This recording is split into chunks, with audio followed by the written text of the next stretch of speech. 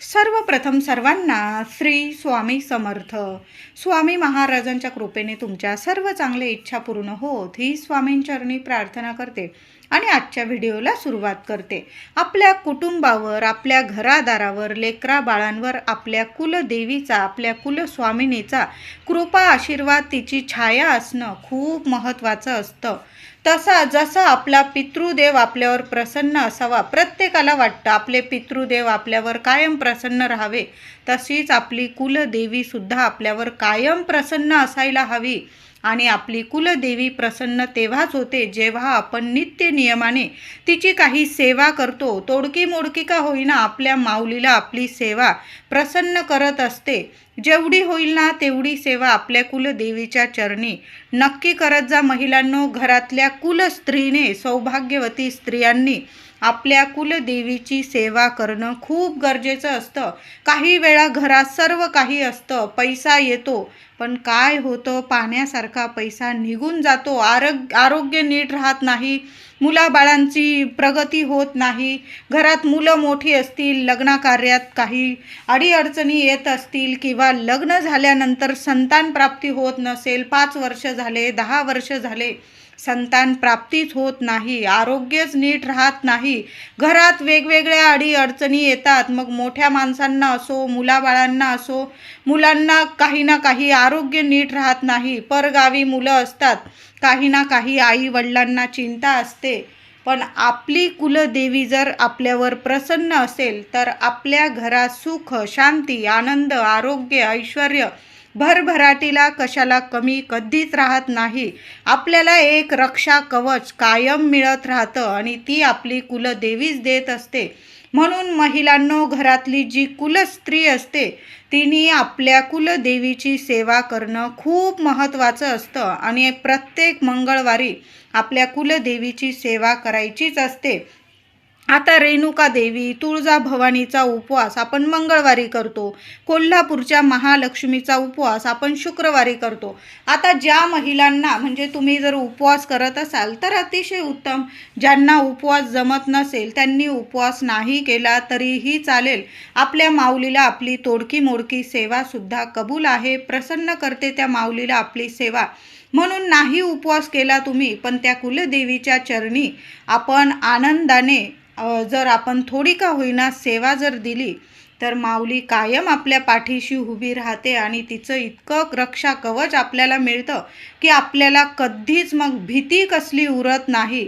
म्हणून आपली कुलदेवी कायम आपल्यावर प्रसन्न असावी असं जर तुम्हाला वाटत असेल तर आजच्या व्हिडिओमधून मी कुलदेवीची काही सेवा उपाय सांगणार आहे, जेणेकरून तुम्हाला ती सेवा 11 मंगळवार तरी करायची आहे.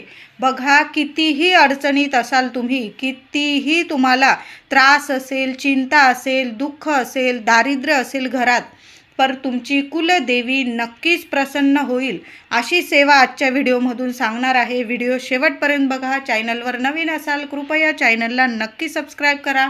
कमेंटमध्ये जरूर लिहा ओम कुलदेवताय नमः, नाहीतर लिहा सर्वांनी श्री स्वामी समर्थ. तर आपली कुलदेवी रेणुका माता असते, तुळजाभवानी माता असते, आई सप्तशृंगी, आपली कोल्हापूरची अंबाबाई, म्हणजे 3.5 शक्तिपीठं हे आपलं कुलदैवत असतं. आता तुमची कुलदेवीच जर तुम्हाला माहीत नसेल तर तुम्ही दर मंगळवारी, शुक्रवारी एक सुपारी मांडून जरी तुमच्या कुलदेवीला तुम्ही प्रार्थना केली तर समजून जा तुमची कुलदेवी तुमच्यावर नक्कीच प्रसन्न होईल. आता काही वेळा आई वडील लांब राहतात आणि त्यांची मुलं कामानिमित्त, नोकरीनिमित्त, व्यवसाय असेल त्याच्या निमित्त बाहेर गावी राहतात. तरी पण तुम्ही तुमच्या घरातून आपल्या कुलदेवीचा फोटो टाक, जरी तुमच्या मोठ्या घरी असतील, देवी आईचे टाक मोठ्या घरी असतील, तरी पण एक फोटो आपल्या कुलदेवीचा आपल्याबरोबर घेऊनच तुम्ही दुसऱ्या गावाला राहायला जायचं आहे. नसेल तर एखादा मंगळवार बघून आपल्या घरात कुलदेवीचा फोटो देवघरात स्थापन नक्की करा. एक गणपती बाप्पाची मूर्ती, बाळकृष्णाची मूर्ती, अन्नपूर्णेची मूर्ती आणि आपल्या कुलदेवीचा टाक असणं आपल्या देवघरात खूप महत्त्वाचं असतं. तुम्हाला नाही ना जास्त देवपूजा करता येत, पण किमान आपण एक फोटो आणि आपले 2-3 देव तरी आपण पूजूच शकतो. असं घरच नाही ज्या घरात हे देवी देवता नाही, नसेल तर आजच घेऊन या. त्याच घरात सुख शांतता नक्कीच नांदत असते आणि प्रत्येक कामात यश नक्की मिळत असतं. म्हणून आपल्या कुलदेवीचा फोटो असणं खूप महत्त्वाचं आहे. तुम्हाला कुलदेवी माहीत नसेल, एखादा मंगळवार बघून, आजच मंगळवार आहे, एक सुपारी मांडा, 2 विड्याची पानं घ्या, सुपारी मांडा आणि तुमच्या कुलदेवीला प्रार्थना करा, हे माऊली तू मला माहीत नाही, मला माहिती करून दे. यामुळे तुमची कुलदेवी तुम्हाला नक्कीच समजून येईल.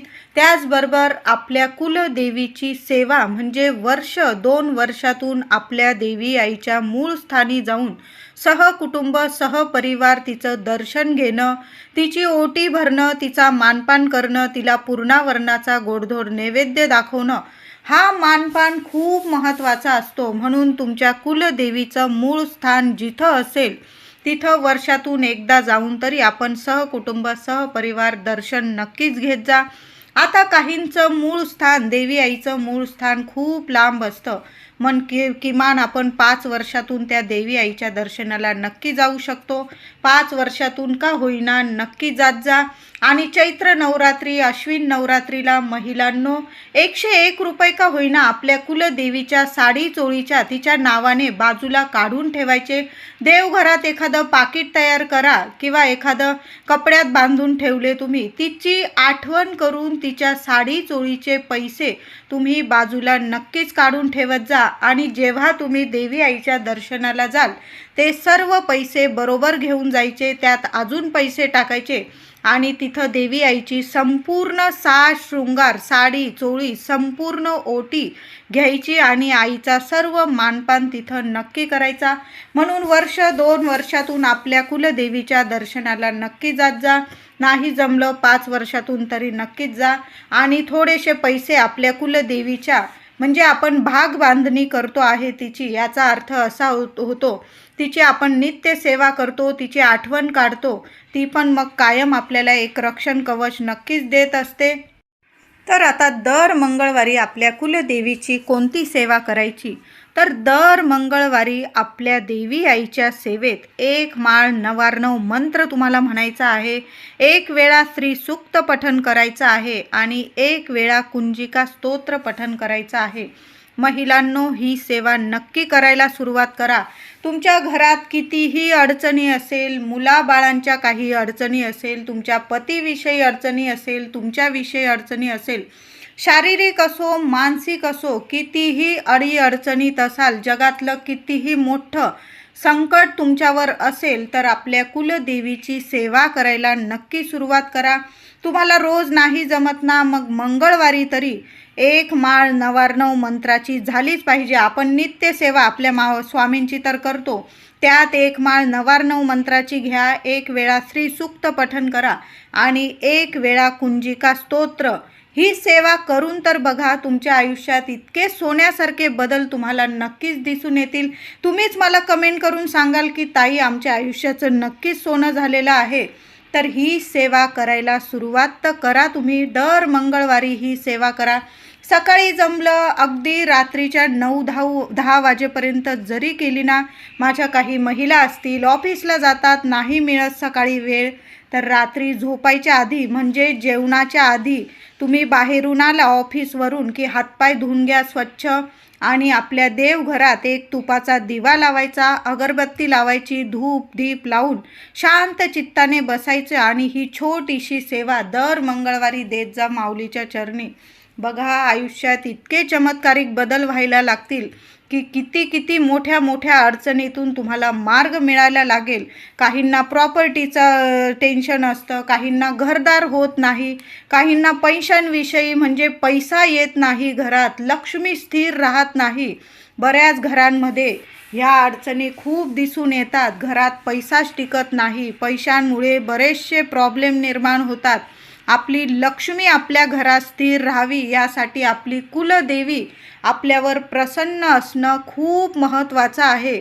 म्हणून या सेवा करायला नक्की सुरुवात करा. आता 11 मंगळवार आपल्या कुलदेवीला आपल्याला एक वस्तू अर्पण करायची आहे. तर दर मंगळवारी आपल्या कुलदेवीला छान असा पंचामृताने, गाईच्या कच्च्या दुधाने अभिषेक घालायचा. ताम्हणात घ्यायचं, देवी आईला अभिषेक करा आणि आपल्या कुलदेवीचा जिथं तुम्ही फोटो किंवा मूर्ती स्थापन करता तिथं आपल्या कुलदेवीला एखाद्या ताटलीत किंवा तुम्ही एखादी छोटीशी ताम्हण देवी आईसाठी घेऊन या. दर मंगळवारी 11 वेळा, 21 वेळा, 51, 101, 121 तुम्हाला जेवढ्या वेळा आईला कुंकुमार्चन करता येईल तेवढ्या वेळा कुंकुमार्चन करायचं आहे. ओम कुलदेवताय नमः, ओम कुलदेवताय नमः या मंत्राचा जप तुम्हाला करत आपल्या कुलदेवीला आपल्याला कुंकुमार्चनची सेवा द्यायची आहे. बघा, खूप छान अनुभव येतील या सेवेने सुद्धा. आणि ते कुंकू नीट सांभाळून ठेवा. कुणी बाई आली तुमच्या घरात तर तिला लावू नका. आपली एखाद्या डब्बीत ते कुंकू नीट सांभाळून ठेवायचं आहे. ते कुंकू फक्त तुमच्या कुटुंबातल्या व्यक्तींनाच लावायचं आहे.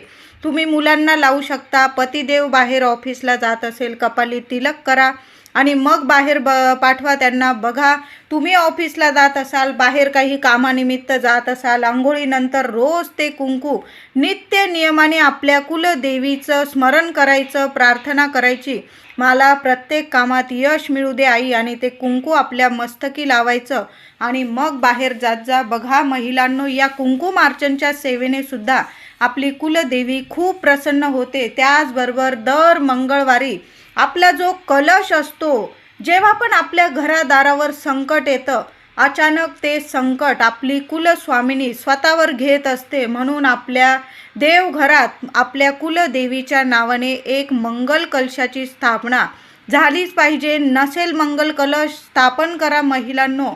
बघा, तुमच्यावर येणारी वरच्या वर संकट देवी आई स्वतःवर घेते. काही वेळा आपल्या नारळाला अचानक तडा जातो. का बरं जातो? तर आपल्यावर आलेली संकट देवी आई स्वतःवर घेते आणि आपल्या लेकरांपर्यंत त्याची झळसुद्धा पोहोचू देत नाही. म्हणून आपल्या देवघरात मंगल कलशाची स्थापना दर मंगळवार, शुक्रवार नक्की करा. नारळ बदलायचा तर तुम्ही मंगळवारी बदलू शकता. छान असा नारळ आणा, कलश घ्या, तांब्याचा तांब्या स्वच्छ धुवून भरून घ्यायचा. त्यात एक सुपारी, एक पैसा टाकायचा, 1 रुपयाचं नाणं, 5 आंब्याची पानं किंवा विड्याची पानं ठेवायची आणि छान असा नारळ, वरती शेंडी आली पाहिजे असा आपल्या देवघरात उत्तरे दिशेकडं येईल असा कलश आपल्या देवघरात नक्की स्थापन करायचा आहे. बघा, दिवस रात्र तुमच्या कुटुंबाची भरभराट व्हायला सुरुवात होईल आणि जी काही संकट असेल आई स्वतःवर घ्यायला सुरुवात करेल. बघा, मंगल कलशाची स्थापना आपल्या देवघरात नक्की करा. त्याचबरोबर दर मंगळवारी आपल्या कुलदेवीला एक वेणी किंवा मोगऱ्याचा गजरा तुम्ही देवी आईला अर्पण करायला सुरुवात करा. नंतर तो संध्याकाळी किंवा दुसऱ्या दिवशी तुम्ही स्वतःच्या केसात माळला तरीही चालेल. यामुळे सुद्धा आपली कुलदेवी प्रसन्न होते. घरातली कुलस्त्री आपल्या कुलदेवीच्या चरणी जेव्हा ही सेवा द्यायला सुरुवात करते, त्या स्त्रीची, त्या कुटुंबाची, तिच्या लेकराबाळांची भरभरून सोन्यासारखी प्रगती व्हायला सुरुवात होते. दर मंगळवारी असं 11 मंगळवार आपल्या कुलदेवीला एक वस्तू अर्पण करायची आहे. ती म्हणजे एक गोड पानाचा विडा किंवा कुटलेला तांबूल जरी अर्पण केला तुम्ही तरीही चालेल. तुम्हाला तांबूल येत असेल घरी कुटून करता तर तुम्ही तोही करू शकता, किंवा बाहेरून पानाचा विडा आपण आणून देवी आईला अर्पण केला तरीही चालेल, किंवा आपण घरातच पानाचं सामान आणून ठेवलं तर दर मंगळवारी आपल्याला बाहेरून गोड पानाचा विडा आणण्याची गरज नाही. तुम्ही साध्या सोप्या पद्धतीने पानाचा विडा तयार करू शकता.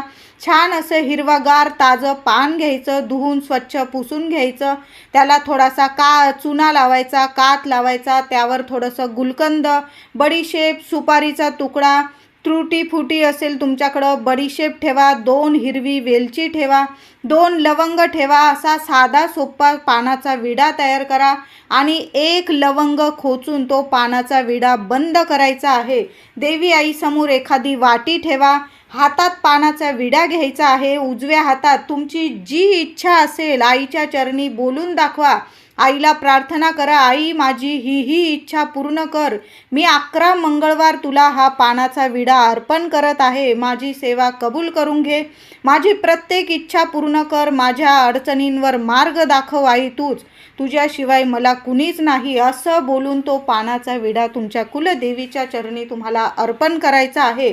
3-4 तास तिथंच राहू द्या आणि संध्याकाळी रात्री झोपताना जेवण झाल्यानंतर तुमचं ते पानाचा विडा काढून घ्यायचा आहे आणि तो पानाचा विडा तुम्ही पती पत्नीने तुम्ही खायचा आहे. इतरांना देऊ नका. दर मंगळवारी आपल्या कुलदेवीला काहीतरी गोडाधोडाचा नैवेद्य जरूर दाखवा. त्यात तुम्ही खीर बनवू शकता, गोडाचा शिरा बनवू शकता, गव्हाच्या पिठाचा शिरा बनवू शकता. नाही जमलं दूध केळ शिकरण वगैरे तुम्ही करू शकता किंवा खडी साखर गूळ खोबरं म्हणजे काहीतरी गोडाधोडाचा नैवेद्य आपल्या कुलदेवीला नक्की दाखवा आणि नंतर तो प्रसाद म्हणून सर्वांनी सहकुटुंब सहपरिवार खायचा आहे. देवी आईला एक वेणी किंवा गजरा दर मंगळवारी महिलांनो न चुकता आपल्या देवी आईला अर्पण करा आणि आपल्या कुलदेवी आईची दर मंगळवार शुक्रवार कापूर आरती झालीच पाहिजे. मग तुम्ही गणपती बाप्पाची आणि देवी आईची 2 आरत्या केल्या किंवा आपल्या स्वामींची अशा 2-3 आरत्या केल्या ना तरीही चालेल, पण आपल्या घरात कापूर आरती दर मंगळवारी न चुकता झालीच पाहिजे. आता खूप छान सेवा सांगत आहे महिलांनो. तुमच्या घरादाराला एक रक्षा कवच मिळावं म्हणून ही सेवा आहे. दर मंगळवारी ही सेवा करायची आहे. तुमची कुलदेवी अंबाबाई असेल, तुम्ही शुक्रवारी सेवा केली तरीही चालेल. काय करायचं, आपल्या कापूर आरती आपल्या देवी आईची करून घ्यायची, नित्य नियमाने सेवा करून घ्यायची आणि संध्याकाळी 6:30 ते 7:30 माझ्या काही महिला ऑफिसला गेल्या असतील, तुम्ही नंतर येऊन केल्या 8-9 वाजेपर्यंत ही सेवा तरीही चालेल. घराच्या बाहेर जायचं आहे, उंबरठ्याच्या बाहेर जाताना एक मातीची पंती घेऊन जायची, त्यात भीमसेन कापूर घेऊन जायचा आहे टाकून, 3-4 वड्या टाकून घेऊन जा. बरोबर 2 लवंग घेऊन जायचे आहे तुम्हाला आणि मुख्य उंबरठ्याच्या बाहेर बसून घ्या शांतपणे आणि आपल्या मुख्य उंबरठ्यावर तुम्हाला त्या मातीच्या पंतीत एक भीमसेन कापूर जाळायचा आहे आणि त्या 2 लवंगा जाळायच्या आहे. लवंगा लगेच टाकून देऊ नका. आधी आपल्या उजव्या हातात घ्यायच्या आहे. आपल्या कुलदेवीला माता लक्ष्मीला प्रार्थना करायची आहे. हे माता लक्ष्मी, हे कुलदेवी, माझ्या घरात सुख शांती येऊ दे. अखंड लक्ष्मी माझ्या घरात नांदू दे. जी काही अलक्ष्मी असेल, दुःख असेल, दारिद्र्य असेल, चिंता असेल, त्रास असेल ते संपूर्णपणे नष्ट होऊ दे. जो शत्रुदोष असेल, तो नजरबाधा असेल तो नष्ट होऊ दे आणि माझ्या घरादाराची, मुलाबाळांची, माझ्या पतीची, माझी संपूर्ण कुटुंबाची दिवस रात्र सोन्यासारखी भरभरून प्रगती होऊ दे. आमच्या प्रत्येक इच्छा पूर्ण कर माऊली असं बोलून तुम्हाला त्या 2 लवंग त्या कापूरवर जाळायचे आहे आणि आपल्या मुख्य उंबरठ्यावरच हा उपाय करायचा आहे. लगातार 11 मंगळवार हा उपाय करा. तुमच्या घरादाराला एक मोठं रक्षा कवच मिळणार आहे. आपल्या कुलदेवीने आपल्याला एक रक्षा कवच दिलेला आहे. आपण असं समजून तो कापूर आपल्या उंबरठ्यावर जाळायचा आहे. दर मंगळवारी करा. एका मंगळवारमध्येच तुम्हाला अनुभव खूप छान येणार. दर मंगळवारी संध्याकाळी आपल्या मुख्य उंबरठ्यावर 2 लवंग भीमसेन कापूर सोबत जाळायचे आहे. महिलांनो, हा उपाय नक्की करा. काही 4 दिवस असतील महिलांनो, तुम्हाला अडचण असेल तर तुम्ही पुरुष दादांकडून करून घेतला, माझ्या दादांकडून, तरीही चालेल. काही नाही, तुम्हाला फक्त आपल्या उंबरठ्यावर मातीची पंती, मातीच्या भांड्यातच कापूर जाळायचा आहे. मगच आपल्या घरादाराला एक रक्षण कवच मिळणार आहे. तर मातीची पंती घ्या. तुम्ही आपली दिवाळीची घेतली, धुंचून स्वच्छ केलेली तरीही चालेल. दर मंगळवारी त्यात भीमसेन कापूर आणि 2 लवंग, आपली इच्छा बोलू त्या 2 लवंग जाळायचे आहे. जोपर्यंत तो कापूर जळत आहे तो उंबरठ्यावरच राहू द्या. एकदा का कापूर शांत झाला मग ते सर्व तुम्ही निर्माल्यात टाकून द्या आणि ती पंती धुवून चून पुन्हा दुसऱ्या मंगळवारी तीच पंती घ्यायची आहे. अशा साध्या सोप्या पद्धतीने आपल्याला 2 लवंग कापूर सोबत दर मंगळवारी आपल्या मुख्य उंबरठ्यावर जाळायचं आहे. एका मंगळवारमध्येच तुमच्या घरादाराला रक्षण कवच मिळणार आहे. जी अडलेली कामं असतील तुमची, तुम्ही खूप वाट बघत आहात, तुमची इच्छा पूर्ण होणारच नाही, तुम्हाला असं वाटत असेल, ती कामं अचानक तुमची व्हायला लागेल. बघा, लग्न कार्यात सुद्धा तुम्हाला जे अडथळे येत आहे मुलामुलींच्या, अचानक तुमच्या घरात मंगल कार्य व्हायला लागेल.